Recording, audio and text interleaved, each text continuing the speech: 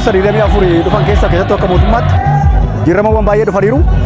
Gama hawaasaatiin gara misoomatiin gara bu'uuraalee adda addaatiin baay'ee isaan hojjetameeru. Hojiiwwan bal'aan hojjetaman isaanii bu'uuraalee misoomaa keessattuu baay'ee babal'aadha jechuudha. Barnoota irraa qulqullina barnootatti wal qabatee kan jiru hojiiwwan bal'aa hirmaannaan barnoota wal qabatee kan jiru baay'ee dabaleera.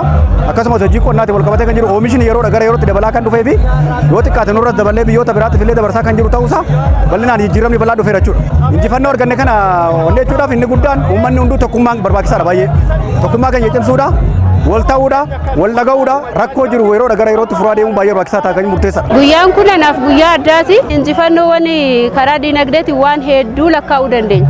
Keessattiyyuu inisheetifii bara kana keessa baroottan darbe dabalatee mootummaan keenya inisheetifii hedduu kalaqee jira. Keessattiyyuu horsiisa lukuu wajjin wal qabatee kan jiru, akkasumas furdisa loonii wajjin wal qabatee kan jiru, jallisii qamadii wajjin wal qabatee kan jiru keessattuu akkuma godina keenyatti iyyuu ilaalla. Injifannoon kun akka buluuf wanti nurraa eegamu xiqqaarraa qabee haga guddaatti jalqaba irratti gaheen keenya nageenya naannoo keenya mana keenya qabee haga godina keenya haga biyya keenyatti nageenya tasgabbeessuu irratti hundi keenya qooda fudhachuu qabna jechuudha. Sabaaf sablammoonni hundi injifannoo argate waan ta'eef guyyaa kana haala gaariidhaan kabajna.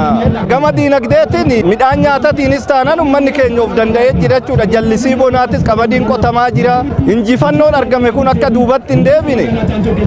Maanguddoon akka maanguddootiin, dargaggoon akka dargaggootiin hundi isaatuyyuu wal ga'ee tokkummaadhaan injifannoo kana qabatee nagaa gaarii buusuu barbaada.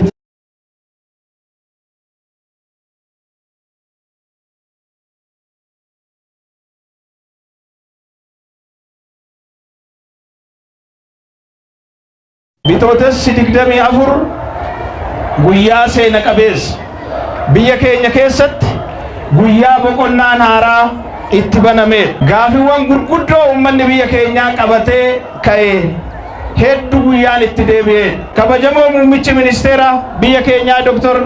Abiy Ahmed waadaa galan immoo qabatamaadhaan gochatti jijjiiraa yeroo itti argamu.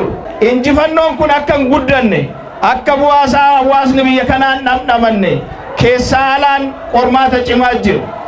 Kanaafis rakkoo kana hunda bira dabruudhaaf abbaan dhimmaa guddichi uummata kanaadha.